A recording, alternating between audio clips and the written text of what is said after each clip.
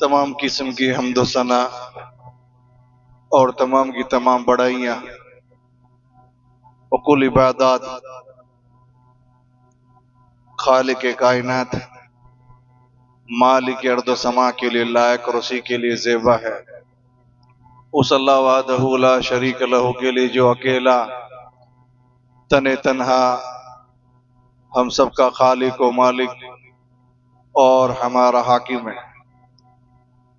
اللہ وحدہ لا شریک لہ کی بے شمار درود و سلام، رحمتیں، برکتیں اللہ کے تمام برگزیدہ بندوں پر، بالخصوص ہم کروڑ درود اور سلام کا نذرانہ پیش کرتے ہیں سرور کائنات احمد مجتبی محمد مصطفیٰ صلی اللہ علیہ وعلی آلہ وبارک وسلم کی خدمت اقدس میں۔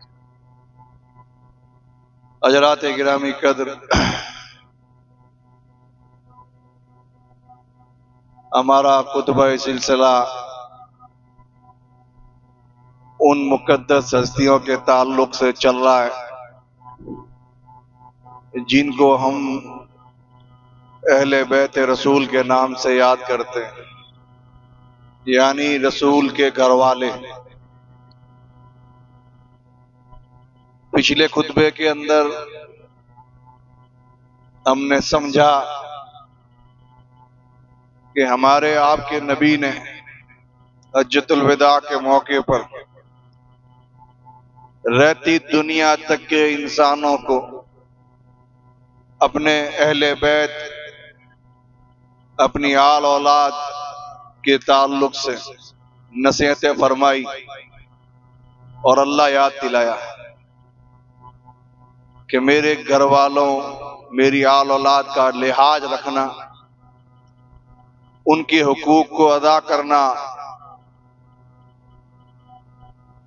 اس کے ساتھ ساتھ ہم نے یہ بھی سنا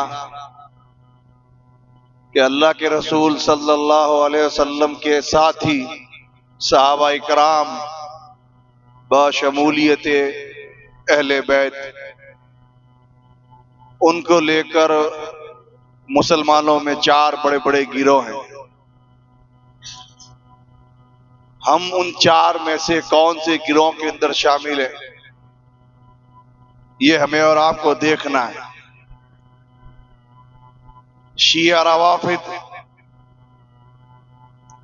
رسول کے ساتھیوں کے دشمن، ناصبی، گمراہ، اہل بیت سے نفرت کرنے والے، نیم رافضی کہ جو نہ پورے اہل سنہ میں اور نہ پورے شیعہ میں مسلمانوں کو دھوکہ دینے کے لیے دونوں طرف کی بات کر کے مسلمانوں کو شیعت کی طرف، روافض کی طرف لے کے چل رہے ہیں۔ اور چوتھا گروہ ہمارا گروہ اہل سنت والجماعت۔ یہ 4 گروہ ہیں کہ جن کا ایمان اور عقیدہ صحابہ کے تعلق سے کیسا ہے، ہمارا بیان اس پر چل رہا ہے۔ ساتھ اس کے کہ ہم اہل بیت کی خدمت میں ان کی تعریف کے کلمات بھی رکھ رہے ہیں۔ محمد رسول اللہ صلی اللہ علیہ وسلم، آپ کے تعلق سے حضرت جبریل ارشاد فرماتے ہیں، غالباً سیدہ عائشہ کی روایت، فرشتوں کے سردار جبریل نے کہا کہ اللہ کے رسول ان سے روایت کرتے ہیں کہ میں نے دنیا کے مشرق اور مغرب کی سیر کی ہے، میں پوری دنیا کے اندر گھوما ہوں، مجھے محمد صلی اللہ علیہ وسلم سے افضل آج تک کوئی نظر نہیں آیا، ان سے مقدس ہستی محمد رسول اللہ سے میں نے نہیں دیکھی، اور ان کا گھرانہ بنی ہاشم، جس گھرانے میں آپ پیدا ہوئے، اس گھرانے سے افضل گھرانہ میں نے دنیا میں نہیں دیکھا۔ دنیا میں اللہ کے آخر رسول محمد رسول اللہ، آپ کو علل اطلاق تمام اگلوں پر اور تمام پچھلوں پر اللہ نے فوقیت دی. یہ آپ کا مقام اور مرتبہ ہے کہ جس کی نسبت اللہ کے رسول سے جڑ جائے اس کے وارے نیارے ہو جاتے ہیں. انسان تو بڑی چیز، آپ محمد رسول اللہ کا حال دیکھیں. مکے میں پیدا ہوئے، اللہ نے شہر مکہ کو ام القریٰ کا خطاب دیا، تمام بستیوں کی ماں. جس شہر میں پیدا ہوئے وہ شہر تمام بستیوں کی ماں. اور اتنا ہی نہیں، رب نے جب قرآن میں قسم کھائی اپنے مخلوقات میں سے جس کی چاہی، تو رب نے جب شہر مکہ کی قسم کھائی تو انداز کیا تھا؟ لا اقسم بہذا البلد، قسم ہے مجھے اس شہر کی، وانت حل بہذا البلد، اور اے نبی آپ اسی شہر میں تو رہتے ہیں. جس شہر کا نام محمد مصطفیٰ سے جڑ جائے رب اس شہر کی قسم کھا کے اس کی عظمت کو بیان کرے. اور یہی نہیں، اس شہر میں اللہ کا گھر کعبہ ہے، مسجد حرام ہے. تو یہ نبی جس مسجد میں نماز پڑھ لے اللہ اس مسجد کو لاکھ نماز کے برابر کر دے.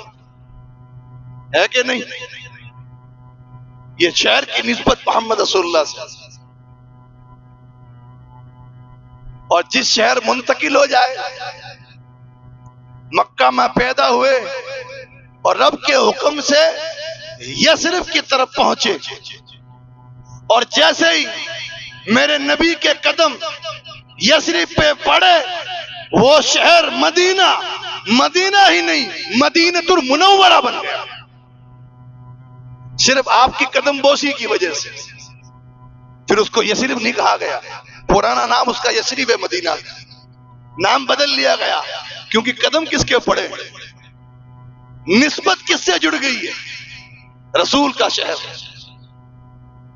اور جس جگہ کے پر وہ ہستی آج سو رہی ہے، رب نے آپ کے سونے کے اس مقام کو روضۃ من ریاض الجنہ قرار دیا. جنت کے باغیچوں میں سے ایک باغیچہ ہے وہ مقام جو مقام نبی کے جسم اطہر سے جڑا ہے. نسبت دیکھیں آپ، جو چیز جڑ گئی رسول اللہ سے اس کا مقام ہی بدل گیا. یہ شہر کی بات ہے. ابھی تک تو لوگوں کی اگر بات کریں تو اس میں اتنا سمجھ لیں، رسول اللہ کے دور میں جو ان کے ہو جاتے وہ اپنی نسبتیں رسول سے جوڑنا اپنے لیے باعث فقر اور باعث سعادت سمجھتے. وہ چاہتے کہ کیسے ہی کر کے ہماری نسبت اللہ کے رسول سے جڑ جائے.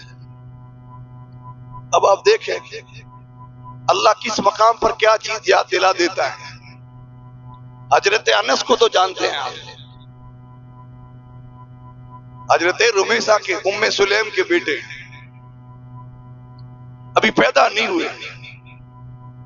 مورخین لکھتے ہیں حضرت رمیسہ ام سلیم نے اولاد مانگی اللہ سے، اور کس انداز میں مانگی کہ اللہ لڑکا عطا کر، اگر تو مجھے لڑکا عطا کرے تو اس سے اپنے مستقبل کی میں خواہشیں نہیں پالوں گی کہ وہ بڑا ہو میرا سہارا بنے، مجھے کما کے دے، میری ہر چیز میں مدد کرے، اس لیے نہیں مانگتی.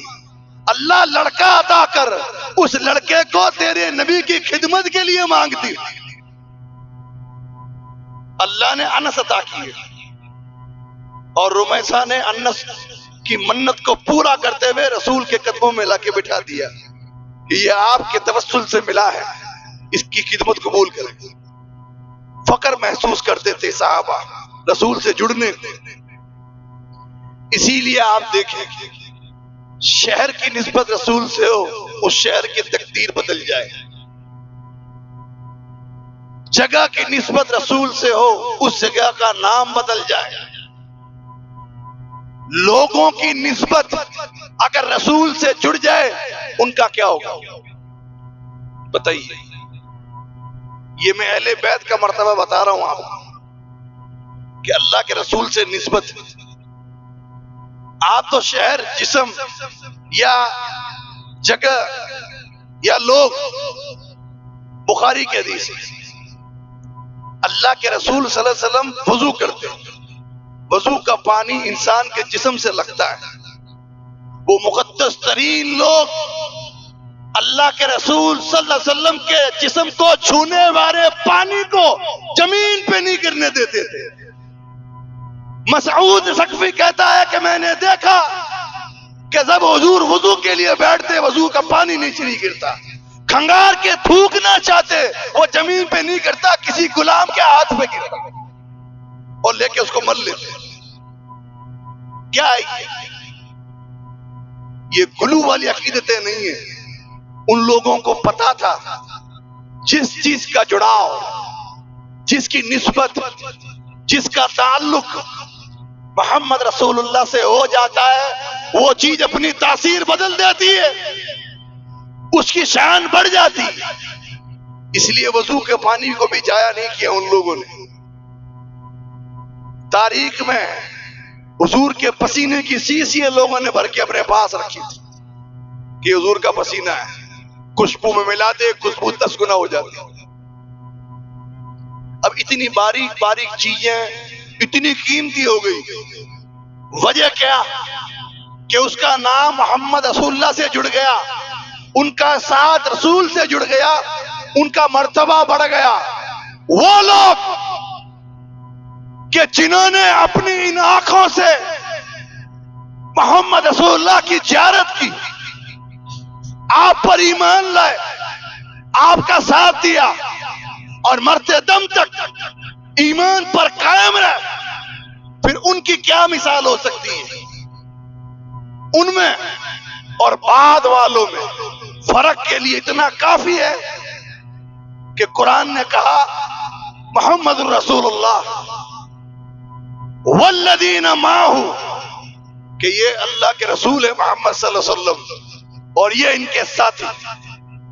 یہ کافی ہے اتنا کہنا کہ صحابہ کون؟ رسول کے ساتھی. پوری دنیا مل کر بھی اس مرتبے تک نہیں پہنچ سکتی. عبادتیں کر کے لوگ متقی بن جائے، پرہیزگار بن جائے، محسن بن جائے، مجاہد بن جائے، نیک بن جائے، صحابی کوئی بن سکتا نہیں. یہ ہے صحابہ کہ جن کا یہ شان کہ ان کی نسبت اللہ کے رسول سے جڑی ہوئی. جب ان کی نسبت عام لوگ تھے، جیسے ہی رسول کو دیکھا ایمان لائے، ایمان پہ قائم ہوئے. اب وہ عام سے خاص کیسے ہوئے؟ اللہ نے ان کے ایمان کو پوری دنیا کے رہتی انسانیت تک کے مسلمانوں کے ایمان کا پیمانہ قرار دے دیا کہ ایمان ایسا ہوگا رسول کے ساتھیوں جیسا تو مومن. کتنی بڑی بات ہے. عام لوگ ان کو پیمانہ ایمان قرار دے دیا. ان کی فضیلت تو محرم میں آئے گی. یہ تو میں آپ کو اہل بیت کا بتا رہا ہوں. آج محرم میں جب یار ان کو گالیاں دیں گے، اللہ ان کے غلاموں سے ان کی تعریف کے کلمات نکالے گا انشاءاللہ. محرم میں کریں گے صحابہ کے بارے میں. ابھی اتنا سمجھیں کہ رسول کی نسبت جس سے جڑ جائے اس کی شان بدل جاتی ہے، مرتبہ اونچا ہو جاتا ہے، پھر وہ عام نہیں رہتا. اب صرف نسبت جڑنے سے، اور اگر رشتہ داری جڑ جائے تو کسی کی رشتہ داری اگر محمد رسول اللہ سے جڑ جائے تو دیکھنا اپنے آپ میں بڑی چیز ہے کہ رسول کو دیکھ لیا.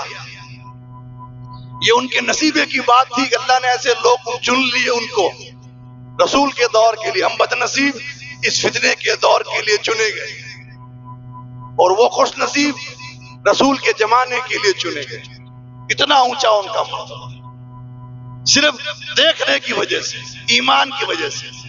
اب دیکھا ہو، ایمان لائے ہو اور پھر خونی رشتہ بھی ہو، تو جن کا رسول سے رشتہ ہو اس کو دنیا اہل بیت کہتی ہے. اہل بیت رسول کے گھر والے، رسول کی آل اولاد، رسول کے رشتے ناتے والے. کہ قرآن نے کہا کہ اللہ کا ارادہ تو یہ ہے لِيُذْهِبَ عَنْهُمُ الرِّجْسَ أَهْلَ الْبَيْتِ وَيُطَهِّرَهُمْ تَطْهِيرًا.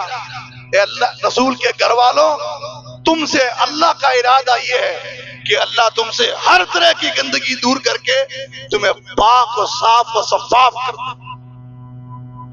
یہ رسول کی نسبت اور رشتے ناتے کی اہمیت ہے. اللہ کے رسول کا گھرانہ کوئی عام گھرانہ ہو سکتا ہے؟ ایسا گھرانہ نہ دنیا میں پہلے آیا نہ بعد میں آئے گا. ایسے لوگ ایمان بھی لائے، دیکھا بھی، زیارت بھی کی، مدد بھی کی، اور اس سے بڑی چیز کہ رشتہ بھی جڑا ہوا تھا، گھر والے تھے.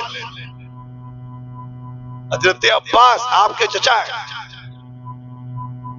اللہ کے رسول کو آ کے کہتے ہیں کہ اللہ کے رسول،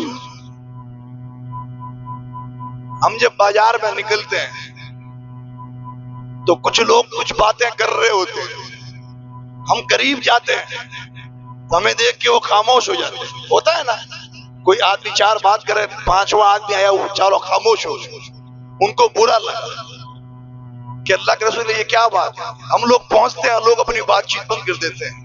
اللہ کے نبی کو غصہ آیا اور رہتی دنیا تک کے قانون دے دیا. قسم کھا کر کہا واللہ لا يدخل قلب رجل الایمان.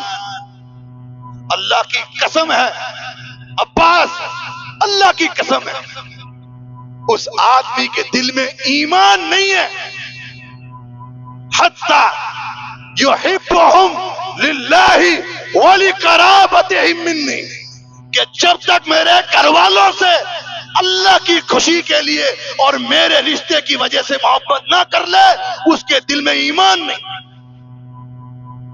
قسم کھا کے کہا. کتنی بڑی بات ہے.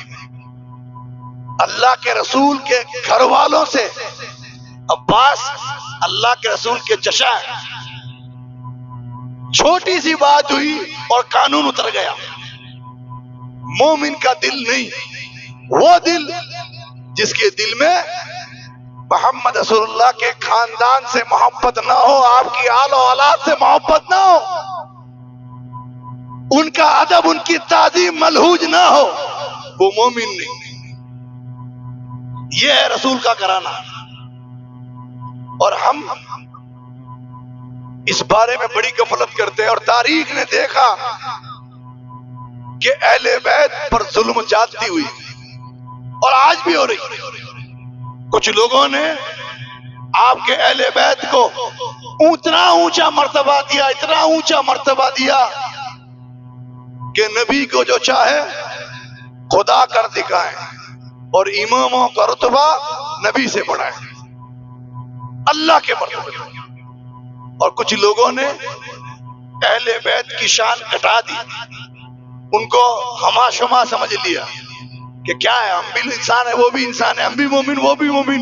یہ نہیں دیکھا کہ یہ رسول کے گھر والے ایسے ہیں کہ جن جیسا بننا ہر ایک چاہتا تھا.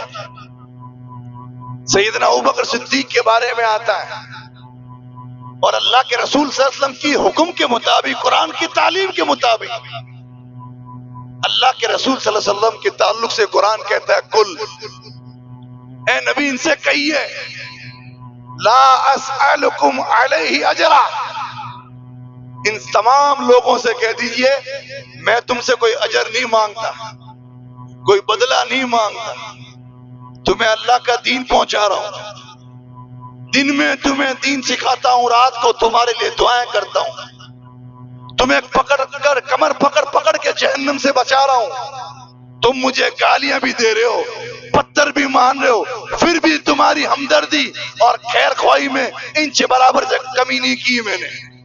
تمہاری ہمدردی ہے میرے دل میں، تمہاری فکر ہے میرے دل میں، اس کی میں تم سے کوئی اجرت نہیں مانگتا، کوئی بدلہ نہیں مانگتا. کتنی بڑی بات ہے. کوئی طرح کا بدلہ مت دو مجھے اس دعوت دین کے لیے، اس فکر کے لیے، اس ہمدردی کے لیے، اس سمجھانے کے لیے، ان دعاؤں کے لیے. صرف ایک چیز، الا المودۃ فی القربہ.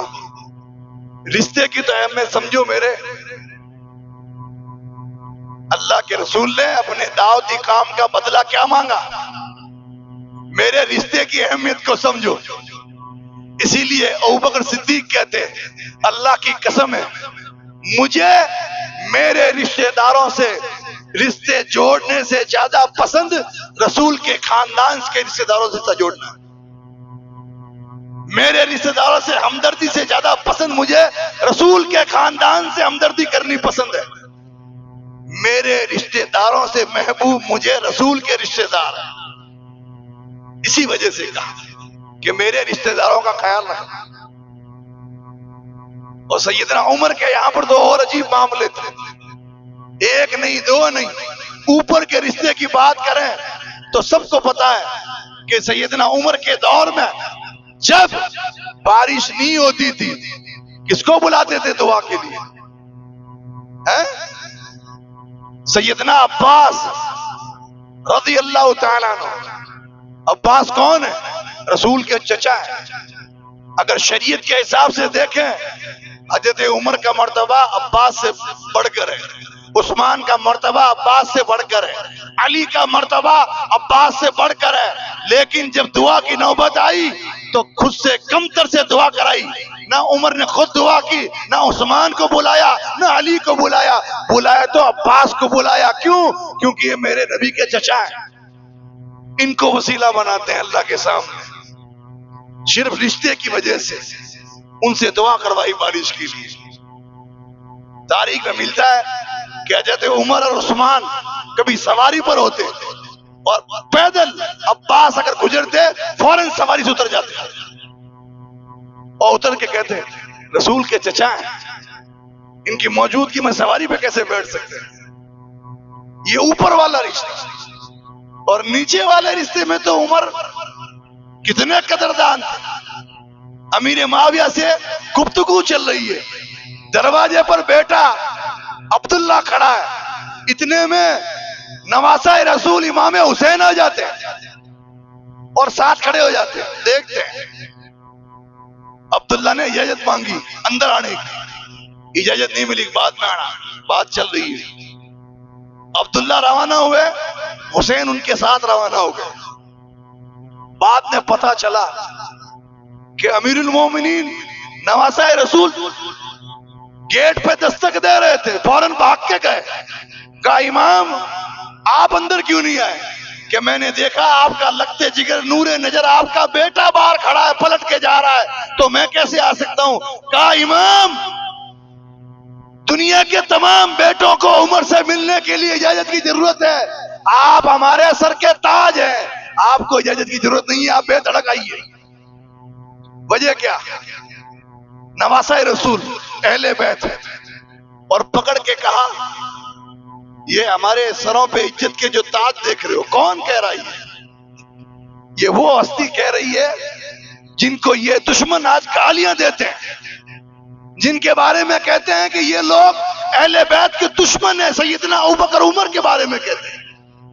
وہ عمر چھوٹے سے حسین سے کہہ رہے ہیں ہمارے سروں پہ جو یہ عزت کا تاج دیکھ رہے ہو نا، کہ امیر المومنین کی گدی پہ بیٹھا ہوں آج اور اللہ نے اتنا اونچا مرتبہ دیا ہے، یہ ہمارے سروں کا تاج یہ اللہ کی مہربانی کے بعد تمہاری وجہ سے.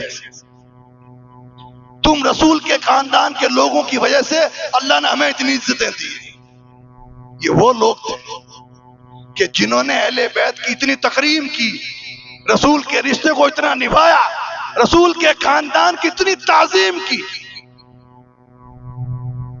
کئی قصے حضرت ابو ہریرہ کے بارے میں آتا ہے، ایک جنازے کے اندر شریک تھے، دیکھا شہید کربلا ساتھ ہے، سیدنا امام حسین رضی اللہ تعالی ان کے قریب گئے، بوسہ دیا، دیکھا کہ ان کے جوتوں پر مٹی لگی ہے۔ یہ خادم اہل بیت دیکھیں آپ، یہ محدث امت ہے۔ ابو ہریرہ اپنے رومال سے حسین کے جوتے صاف کر رہے ہیں، کیا وجہ؟ لوگ تو اور بھی تھے، رسول سے نسبت، رسول کا خون ان کی رگوں میں دوڑ رہا تھا، نواسہ رسول ہے وہ نواسہ رسول کے منبر پر محمد رسول اللہ خطبہ دے رہے ہیں، اور دور دیکھا حسن حسین چاند کی طرح مسجد میں چمک رہے ہیں تمام لوگوں کے بیچ میں۔ دوران خطبہ اتر کر ان کو لیا اور منبر پہ چڑھ گئے، ان کو کندھے پہ اٹھا کر۔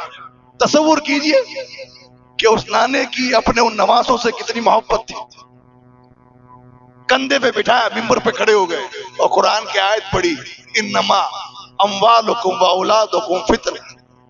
رب نے ٹھیک کہا ہے کہ تمہاری آل اولاد اور مال تمہارے لیے آزمائی سے، یہ میری اولاد میں نے دیکھی اور رہا نہیں سکا۔ یہ نسبت ہے، یہ مرتبہ۔ امیر معاویہ کو لوگ برا بھلا کہتے ہیں کہ اہل بیت کی حق تلفی کی، اہل بیت کو گالیاں دی، اس کاتب رسول کی جس کی زندگی اہل بیت کی غلامی میں نکلی اس پر لعن و طعن کرتے۔ حسین کو تھاما، یزید کی موجودگی میں کہا کہ حسین سن لو، تمہاری ماں قریش ہے، سب سے افضل خاندان کی عورت ہے، یزید کی ماں بنو کلب ہے، ایک عام خاندان کی، یہ کافی ہے، یہ بات کافی ہے، تم یزید سے 100 گنا بہتر ہو۔ بیٹے کے بارے میں کہہ رہے ہیں کہ میرے بیٹے کی ماں بنو کلب عام خاندان، اس کی عورت، اور حسین تیری ماں فاطمہ قریش ہے، یہ کافی، یہ کافی ہے کہ تم میرے بیٹے سے افضل ہے، بہتر ہے، سب سے اونچا مرتبہ تیرا۔ چہ جائے گا کہ تیری ماں رسول کی بیٹی، اس پر یہ درہ کہاں یزید کہ 7 زمین کے نیچے، اور کہاں امام حسین سریا تارے سے اوپر، کوئی موازنہ نہیں۔ یہ امیر معاویہ کہہ رہے ہیں کہ یزید سے تو بہت بہتر ہے کہ تیری ماں رسول کی بیٹی ہے، اور یہ نسبت سب سے بڑی نسبت قرار پاتی ہے۔ یہ تو صحابہ تھے کہ ایک ایک صحابی کا تذکرہ کروں سال بھر خطبے دینے پڑے کہ انہوں نے رسول کے اہل بیت یا رسول کی آل اولاد یا رسول کے گھرانے کی کتنی عزت کی اور ہمیں سکھائی۔ ہمارے محدثین اس سے آگے تھے، انہوں نے تو ان کی زندگی پڑھ کے دیکھی۔ امام اہل سنت امام احمد بن حنبل، مسند احمد جن کی مشہور کتاب ہے، بخاری سے پہلے کی ہے، امام احمد کے بارے میں آتا ہے مسجد میں جمعہ کو یا عام نماز میں، نماز کے بعد صفوں کے اندر اگر کوئی خاندان قریش کا فرد ہوتا، صرف قریش خاندان کا کوئی آدمی ہوتا، بوڑھا بڑا جوان بچہ کوئی بھی، تو مسجد کے گیٹ پہ کھڑے ہو جاتے، پہلے اس کو مسجد سے باہر جانے دیتے، پھر خود نکلتے۔ امام اہل سنت خود کا اتنا بڑا مرتبہ، اور ان کے زمانے کے اہل رسول اور اہل بیت اور اہل رسول کے خاندان کے لوگ، اور کیا تعظیم، آپ پہلے آئیے ہم آپ کے بعد جائیں گے۔ بڑوں کو کہتے کہ نہیں کرتے، آپ بیٹھیے، آپ کھائیے، آپ جائیے، آپ چلیے، پھر آپ کے پیچھے چلیں گے۔ رسول کے خاندان کے چھوٹے بچے کو بھی اپنے اوپر فوقیت دیتے تھے وہ۔ امام مالک کے بارے میں آتا ہے، امام مالک کو والی مدینہ، مدینہ کے گورنر جعفر بن سلیمان نے خوب کوڑے مارے، کمر چھلنی کر دی کوڑے مار مار کے۔ جو کوڑا پڑ رہا ہے، اللہ اس کو معاف کر دے، اللہ اس کو معاف کر دے، اور لوگوں گواہ رہنا میں نے اس کو معاف کیا۔ امام مدینہ ہے امام مالک، موطا مالک جو ان کی کتاب ہے بخاری سے پہلے کی ہے، اس میں اتنی ساری حدیثیں، اتنی کثیر حدیثیں موجود ہیں جن کو سونے کی کڑی کہا جاتا ہے کہ رسول اور امام مالک کے درمیان 2 یا 3 واسطے بس، اتنے افضل امام، کوڑے مارے جا رہے ہیں، کوڑے کھا رہے ہیں، اللہ معاف کر دے، لوگوں کا ورنہ معاف کر دیا میں نے، ادمرے ہو گئے، لوگوں نے آ کے کہا حضرت یہ معافی سمجھ نہیں آ رہی ہے، اوپر کوڑے پڑ رہے، نیچے معافی کی دعا کر رہے، کیا بات ہے؟ کہا اللہ کی قسم اللہ سے ڈرتا ہوں کہ کل قیامت کے دن رسول سے ملاقات ہو جائے تو مجھے حیا آ جائے گی، مجھے شرم آ جائے گی کہ میری وجہ سے رسول کے خاندان کا ایک فرد آگ میں جل رہا ہے۔ جعفر بن سلیمان آل رسول میں سے تھا، رسول کے خاندان میں سے تھا، اس نسبت کی وجہ سے امام مالک ان کے لیے دعا کر رہے ہیں مار کھانے کے باوجود بھی، صرف نسبت اور ظلم برداشت کر رہے ہیں اور اس کے لیے دعا کر رہے ہیں۔ وقت کا خلیفہ آیا منصور، کہا امام صاحب ہم نے سنا ایسا ایسا ہوا ہے، آپ کو اختیار ہے، آپ بدلہ لے سکتے ہیں کہ خلیفہ مومنین میں نے تو اس کو اس وقت معاف کر دیا تھا کہ جس وقت میرے جسم پہ کوڑے پڑ رہے تھے اس کے ہاتھ سے، وجہ تھی کہ رسول کے خاندان کا ایک فرد ہے۔ یہ اہل سنت والجماعت کے علماء، محدثین، تابعین، صحابہ نے اہل بیت کی تعظیم یہ سکھائی ہم لوگوں کو کہ اہل بیت کا ادب احترام اس طریقے سے کرو، وہ ہم میں افضل ترین ہستیاں ہیں، ان کے حقوق کا خیال رکھو، ان کی تعریفیں بیان کرو، ان سے محبت کرو، ان پہ صلاۃ و سلام پڑھو۔ درود ابراہیمی میں کیا ہے؟ اللہم صلی علی محمد وعلی آل محمد، رسول کی آل اولاد پر بھی سلامتی بھیجو، یہ حکم اللہ کی طرف سے، یہ ہمیں تعلیم ملی اہل بیت کے تعلق سے۔ اہل بیت کا مرتبہ، ان کی تعظیم، ان کے حقوق ہم مسلمانوں پر نماز اور روزے کی طرح فرض ہے۔ آپ اسلامی کتابیں اٹھائے عقیدے کی، جہاں توحید، شرک، کفر، اس کے اقسام، ارتاد، نواقض، ایمان، یہ تذکرے ملیں گے عقیدے کی کتابوں میں۔ اللہ کی قسم ہر عقیدے کی کتاب میں، چاہے وہ پرانی ہو یا نہیں ہو، العقیدۃ الواسطیہ ہو یا امام طحاوی کی کتاب ہو یا احمد بن حنبل کی فضائل صحابہ، کوئی بھی کتاب اٹھا کے دیکھیں، تمام عقیدے کی کتابوں میں یہ چیزیں آپ کو ملے گی کہ صحابہ اور اہل بیت سے ہمارا تعلق کیسا ہو۔ اب سوال یہ ہے کہ ہم اتنا تو سمجھ گئے کہ رسول کی رشتہ داری ہمیں ہماری رشتہ داری سے زیادہ پسند ہونی چاہیے، رسول کے عزیز ہمیں ہمارے عزیزوں سے زیادہ محبوب ہونے چاہیے، ان کا مرتبہ، ان کی عزت، ان کی تعظیم، ان کے حقوق کی ادائیگی ہمیں ایسا کرتے رہنا چاہیے۔ اتنا سمجھ گئے کون ہے رسول کے گھر والے، کن کن کو رسول کا گھر والا کہا گیا، کون اہل بیت ہے، یہ بھی تو سمجھنا پڑے گا نا، ورنہ اگر یہ نہیں سمجھا تو صحیح عقیدے پہ نہیں آ سکیں گے، اوپر چلیں گے۔ کیونکہ آج دنیا میں لڑائی یہی ہے کہ اہل بیت آخر ہے کون؟ ہمیں تو اتنا بتایا گیا کہ اہل بیت یہی ہے، لیکن اللہ کے رسول نے کس کو کہا کہ یہ میرے گھر والے؟